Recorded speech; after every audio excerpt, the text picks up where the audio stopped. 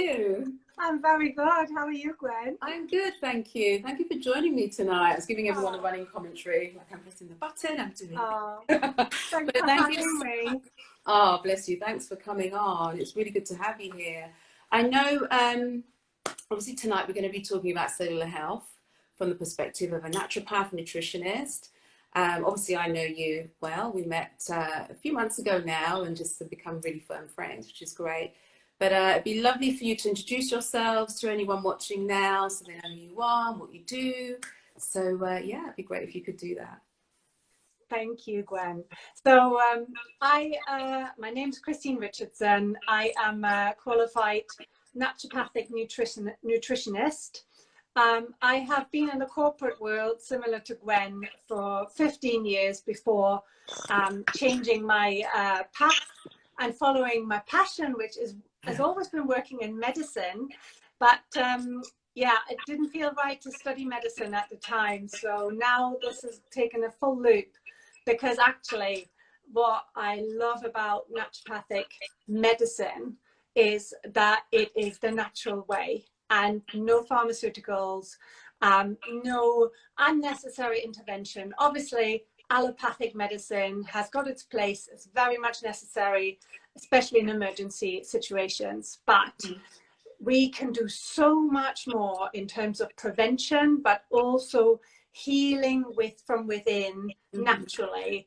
And that's what I am all about. I've set up a business which is called, it's centered all around natural healing. And that's where Gwen and I bounce off each other very well, because it very much plays into each other. Yeah. So I think I'm very excited to be here tonight, because we're going to see the parallels from you working with Gwen or following Gwen to how that sits within naturopathy. Yeah, brilliant. Okay, thank you, Christine. So in terms of cellular healing, what is it you feel we need to know or understand about ourselves in terms of healing, being able to heal ourselves? Yeah, so for everyone who has been following Gwen for some time, you will have heard her talk about that our bodies are made of 75 trillion cells, more or less. The books differ in numbers, but that's the same principle that a naturopathic medicine takes. So we actually look at the body mind as a whole. So I've studied naturopathic medicine, which is very much holistic and spiritual approach, because we totally understand that you can't just separate the body from the mind, and that we are all energy, and therefore it is all connected. The food that we eat is energy. It's fueled by an energy. So the quality of food that we take in has very much an impact on our cells. And the way I have trained, which is what I very much love, is all centered around the cell. So these 75 trillion cells, let's call it that number, we look at them like individuals. So they are like a football team, although there's trillions of them, and they make us as a whole. So it is very much important for us to care for every single cell the way we would care for the whole team. If one cell is unhappy, it has an effect, because we're all energy, and it will spread across and potentially cause dis-ease. And we're looking at it, calling it dis-ease. We're not calling it disease, because we're just simply dis-eased.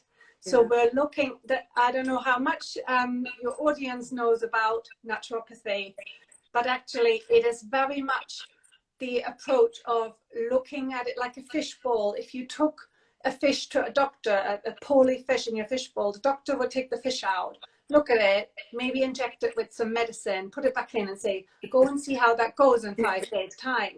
But the way we go about it is we look at the entire environment, the body, mind, and what's outside of it, what's inside that fish. We would take that fish bowl apart, put the fish into a clean bowl, where it's safe for now, and then clean out that environment, make it all fresh, put fresh water in, put the nutrients in that the fish needs to thrive, then pop that fish back in safely, and you wait 5 days, and you will start to see that that fish can heal itself from within, because you're giving the cells the environment and the energy that they need to thrive. And that's the same for us. Yeah, for sure. Yeah. But in terms of energy, we always say that every cell is like a mini point of consciousness. You know, it has the same sort of systems that we have in terms of a respiratory system, getting rid of waste, digesting, all of that is kind of like, you know, representing us on the macro level. But yeah, we are the environment that our cells exist within, and therefore that has to be correct, the correct frequency, the correct vibration in order for them to thrive. So, yes, absolutely. And from a biological point of view, all our cells always are striving for homeostasis. So that is that balance in which it is the ideal environment to thrive in. And when we're out of balance, whether that is in just a body part or all over energetically, that's when dis-ease will manifest. So what I really liked about your latest newsletter, which I am subscriber to on Sunday, was the 3 different ways our cells are changed. And I wanted to pick that up because the cell really has, if you simplify it, the main components of a cell are that wonderful, supple, kind of fatty membrane, the lipid membrane that holds it all together. And then obviously inside is the nucleus, which has got that, all that DNA, brain in it. Then we've got lots of other elements in there, in particular the mitochondria, which are like the powerhouse. That's the energy generating element of a cell. So you can see it's like a factory. Every single cell is built that way. That sometimes, whether different functions or not, it's built that way.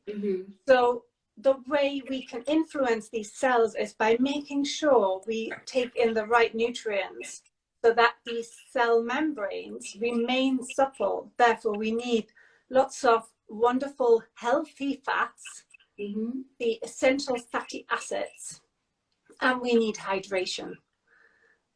Those are the main ingredients really, because then that cell wall can remain flexible enough to let things in, nutrients, and also flexible and intelligent enough to allow the waste out, the toxins. So I just wanted to touch on that tonight in terms of how important what people can do to help themselves. Obviously, we're all energy, everything plays together, and it's never just about the food that you're putting into your body, because you could be eating the best quality food. If you're only thinking negative, your cells will be feeling all negative. I mean, what I know, what I'm aware of, is that same membrane that you're talking about has receptors on the outside of it. So they are constantly receiving signals from the bigger environment that you're talking about. So when we are feeling stressed and releasing stress chemicals or thoughts, the energy, it's picking up the energy, that cell is responding to that as well. And in that membrane is like an electromagnetic field. I think I might have mentioned that in the news on Sunday. So, you know, that's light, that's electricity, that's magnetism, whatever you might call it. So there's information there that's constantly exchanging or receiving from the greater environment, which is us, our body. But it definitely would be interesting to understand what else we can do to kind of make sure that structure stays resilient and is able to function as it should function. I think actually, you know, working on, so body mind is how we describe the entire system of a human being. And I think that tells you the 2 things that you need to work on. That's your body. That means good nutrition and moving your body, so exercise, fresh air, sunshine and vitamin D, etc. And then it's the mind. That's where you come in. and that's where your work is very much based on. It's all that energy. Mm-hmm. And I actually wanted to pick up on something that maybe not all nutritionists do, but certainly I and my colleagues that have trained together, Yeah. we very much are working with the body mind. So it is very much digging into the history of someone's health history, Mm-hmm. going as far back as their ancestors, so grandparents on both sides, parents, because we inherit that energy. We do. So say you have got a very much, say in your family there's a lot of cancer in your history, that is a sign of a very much of a dehydrated, very, very fearful cell. And dehydration is always causing stress for the cells. It means that cell membrane hardens. It is no longer able to let the right things in. You can eat as much organic stuff as you want then. If that membrane is so hard, it doesn't let it in. It will just flush past. Okay. It also doesn't let the toxins out. And the toxins need to come out, because otherwise you're creating that diseased picture. So we very much look at the history, and we realize how much toxicity has been inherited, how much are these people predisposed, and how much do we need to work on getting it out, and where does it sit? So in which organ does it actually did it deposit? But we're working with Chinese medicine then, and you can really nicely tell where it sits, because different emotions manifest in different organs. Right, yeah. Again, so anger, for example, anger sits in your liver. So anyone with anger, not issues, but we all can get angry, but some can get, if you always get angry, or you're feeling irritable or frustrated a lot, or you can't see the wood for the trees, that's a sign that your liver really needs working. And you can feel that actually. So when we have a similar thing in terms of Reiki, so I can actually feel that energy imbalance in someone's liver when I'm giving them a Reiki treatment. You can feel the energy there. So as you said, acupuncturists, the Eastern medicine have said that for centuries, thousands of years. They've known and that's what we're tapping into from my training, which is so lovely that we're taking Chinese medicine, Ayurveda, we're taking German hydrotherapy, which suits me well because I'm German, and all these various elements, and we're adding that to the nutrition science and creating that holistic picture. I actually brought a book along tonight, which is Candace Pert. She's a doctor, and it's Molecules of Emotions. I think it will read the opposite way around. I'll put it in the comments, it's fine.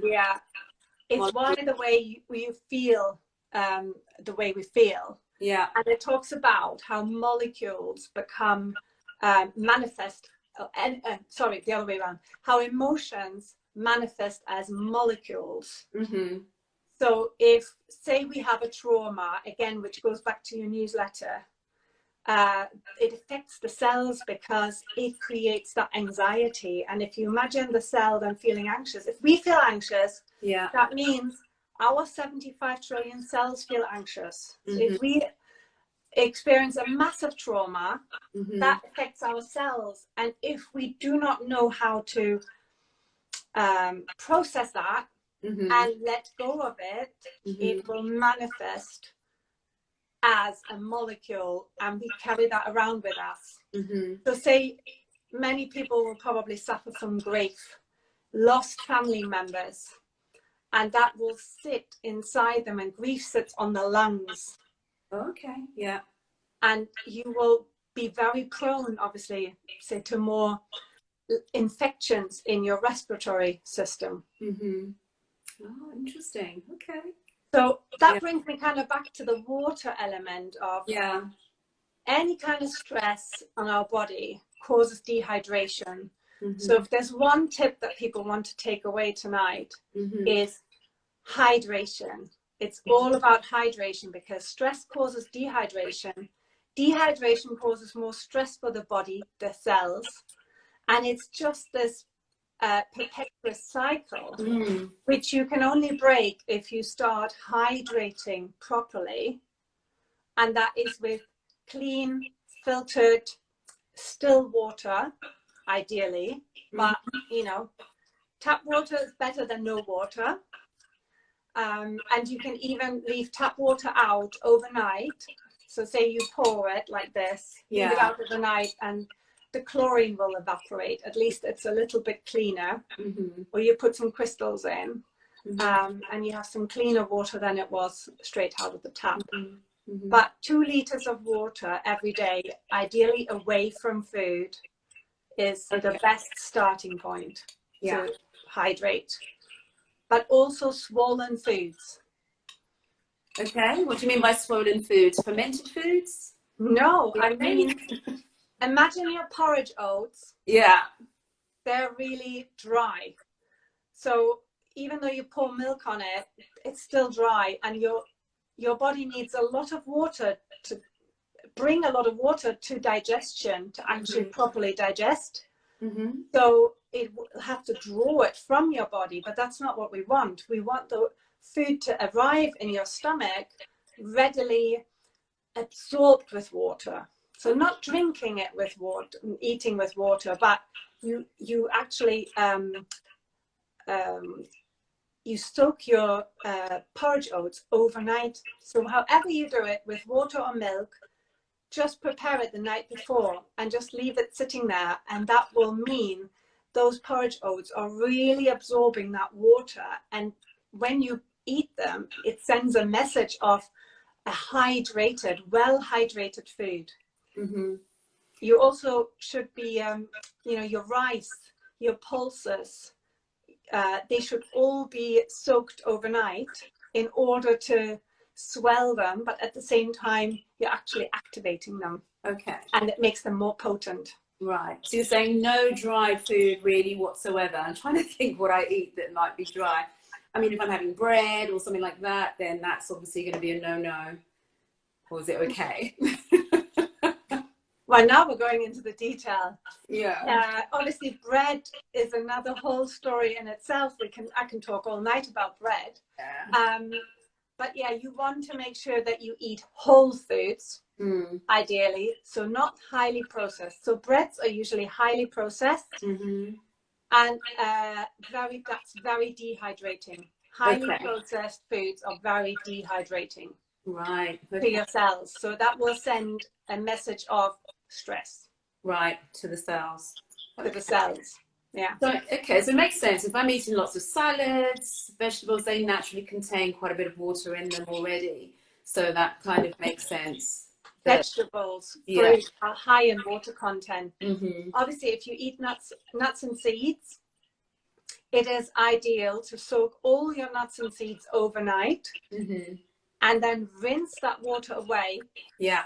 That is not only to hydrate them and activate them, but for nuts and seeds, you're also actually washing away the phytonutrients, which are in the outside of the nuts and seeds, to protect it from its own natural predators. It means it actually makes them less easily digestible.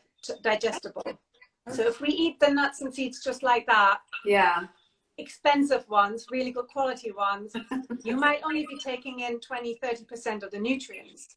If you soak them overnight, wash and rinse them, and then eat them, you can take up nearly 100% of the nutrients because they're ready and easily digestible for you. That makes sense. And that moisture can only be derived from water. I mean, you said milk as well, but is it any kind of liquid or just milk? Well, no, I didn't say milk. Well, I meant milk as in, I think in terms of porridge oat. Yeah, milk. Obviously, ideally not dairy milk, because that comes with its own problems. Again, could talk about that all night. And that's maybe where people would like to, if they want to hear more. I have done lots of live talks in the last few months on my social media, Facebook. And they're starting to be transferred onto YouTube. So if you want to check those out, I've done one on dairy, I've done one on water. So go back and have a look for more information. So that's But yeah, okay. water, the body is made of 70% water, and our brain is 80% water. So the first thing to help yourself with is, for example, if you have a headache, drink more water. Yeah. It's usually a sign of dehydration when you're starting to feel pains. And most of us don't drink enough. Yeah. And if we drink tea, coffee, alcohol, whatever, that actually dehydrates us. So it takes away from, say you drink 2 liters of water, but you drink 3 cups of tea a day, Yeah. black tea, then that takes away from that 2 liters and you end up with less than probably a liter of water intake. Yeah. Yeah. So yeah, ideally water, that's the best thing, because our body is made up of 70% water. So you want to replenish it with water. The rest is like food. Look at it like food. Yeah. But yeah, fruit, vegetables, and swollen foods, whole foods, is what's fantastic for our bodies. Fantastic. Yeah. I mean, do you find, because I know sometimes when I go on a sort of trip to have lots and lots of water, I'm finding I'm going to the loo quite a lot. And does that stabilize after a while? A lot of people sort of are frightened of drinking too much water, so they don't want to have to go to the loo every 5 minutes. That's a very good question. Yes. So if you imagine that, you know, you are dehydrated. Yeah. And you're just starting, you suddenly think, I've listened to Christine and Gwen, and I'm going to drink like my 2 liters of water, and then you're going to find that you're going to run to the toilet like crazy, which you probably will if you're dehydrated, because now you have the dry hanging basket syndrome. Imagine that hanging basket that you haven't tended to all winter, and suddenly you're chucking 2 liters of water at it at a time. What's it going to do? It's straight out. Going to come straight out, because don't forget what I said before, your cell, if it's dehydrated, it hasn't got that supple soft lipid membrane around it that lets things in, out. It's harder. So this water bounces on the cell membrane, all of them, the 75 trillion, and just runs straight through. So what you need to do, obviously, is yes, drink your 2 liters, but maybe start with sipping it. And find a rhythm, increase it slowly but surely. Okay. Until you find your natural thirst. Right. And when I learned about this first, I was dehydrated. I wasn't drinking enough. And I thought, what's the natural thirst? But, you know, I can feel it now because I'm so used to drinking lots of water. Today I was out and about, and I actually told you before, I was horse riding with my kids. And there was no water inside because I was just holding on to the dear horse. Yeah. And when I came back, I was like, oh my God, I had a liter of water in one go. I could feel it in my head. I could feel it in my body. I just really felt not right. You know, when you know. That's your natural thirst. It will come. Fantastic. Yes, I remember that. It's really good to understand that, actually. So hopefully people don't get put off drinking water and they carry on, understanding that phase will gradually go, and then they'll be able to retain more water, and that water will be used by the cells. So that's really good to know. It's a question that's on my mind. So it's really good. Fantastic. And it really helps. You know, a really good trick is, for example, I've got a pint glass. Yeah. So if you find yourself a glass that holds a pint, and then you fill that up, you know, 5-6 times a day. Yeah. Ideally, you'd want to be drinking one straight upon rising, and one before you go to bed. Yeah. And then the other 4 you put in between. So between your breakfast and lunch. Yeah. Between your lunch and your afternoon, if you have a snack in the afternoon. Then maybe again after dinner. Yeah. And then the one before bed. Yeah. And you're there. Yeah. Yeah, I couldn't start my day without having some water. I think it flushes out the toxins as well. We have to say. So it's good. I think people also don't understand that water carries information. It's a conductor of energy. So it does actually feed your cells in more ways than one, just pumping them up, but also getting information to them. Oh, water has got so many functions in the body. It's just incredible. Simply, obviously, cleansing, like you said, hydrating. It regulates body temperature. it aids digestion. Like I said before, you need that for digesting your food. Mm-hmm. And it lubricates your joints. Yeah. So even helps with the eyes. yeah. So better vision. If you're sometimes you just can't focus. And usually that's dehydration. Yeah. You drink in Absolutely. your eye. So yeah. Yeah. Yeah. And the eyes are actually the orifice in Chinese medicine of the liver. Mm-hmm. Okay. So when you have eye problems, obviously always start with water. But if that doesn't help, you need to cleanse your liver. Mm-hmm. Which is a whole nother subject in itself. Not tonight. No, we'll do that another night. Brilliant. Thank you so much, Christine. Is there anything else that we should know in terms of cellular health from your perspective? I think we've done brilliantly. I think you've done a lot, yeah. I think if no one's mind is blown by now, they deserve a medal. Yeah, there's a lot there, but at least people have got practical things they can start with water. Exactly. We talked about emotions, so we do obviously need to be careful of what we're feeling, what we're thinking, understanding that our cells are listening to all of it. You know, we are the commander of our whole body, it's the master of our body. So I think even coming from that perspective is interesting. But yeah, there are, as you say, 75 trillion cells listening to us. And they're either going into that stressful state where they're freezing and not thriving, and then we're ending up with disease, or they're thriving because they're hydrated, the emotions that we're feeling are good, and we're releasing really lovely hormones. And yeah, so it is kind of really understanding that what's going on up here is affecting everything in terms of the body. So yeah, it was great. So much so, yeah. Great to get a bit more detail about it. It was good. Yeah, and if anybody wants to find out more, every Monday night at 8 o'clock GMT time, I hold a Facebook Live. And it's at the moment it's coined Mindful Mondays, but it's all about nutrition, mindfulness, the body, naturopathic health. So there's lots of tips from making your own natural cleaning products to, you know, more scientific talks on dairy and protein. Some of them you can watch back, and obviously if you want to join me at KR Natural Healing on Facebook or Instagram, you're very welcome to do that. And I've also got a website which is christinerichardson.co.uk.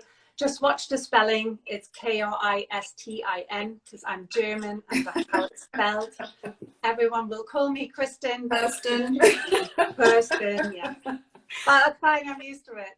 Lovely, yeah. That your Facebook Lives are so informative. There's so much content there. So there's a wealth of information that people can choose from in terms of topics. So yeah, hopefully people will go and join on the Monday. What is it? Monday, 8 o'clock. So Monday's 8 o'clock, yeah. Yeah, so do join Christine for her Facebook Live. Check out her website as well.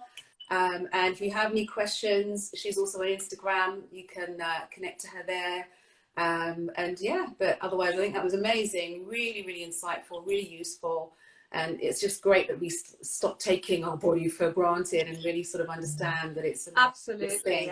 Yeah, we need to nurture it. But yes, thank you so much, Christine. Does anyone have any questions or comments before we go?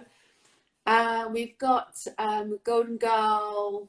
I can't read that last one. On a mission. Thank you. My eyesight. Golden Girl on a mission, saying thank you. So much information. Thank you so very much. Very informative. It's good. It's good. But yes, if no one else has any questions, we've had lots of likes and hearts come up, so it's really good. But if not, thank you so much, Kristen. It's been really informative. I've learned a thing or two as well.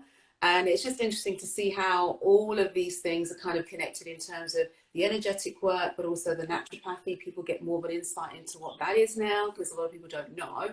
And nutrition, it's all connected. Nothing is kind of standing alone. So it's great to kind of get some more information on it. So yeah, and I've loved tonight. Thank you so much for having me. It's been brilliant. Thank you as always. Have to have you on again. Thank you so much, my darling. Take care. Thank you. Take care. Good night, everyone. Night. Bye, everyone. Thanks for joining us. Bye. Take care. Bye. I don't know how to stop it.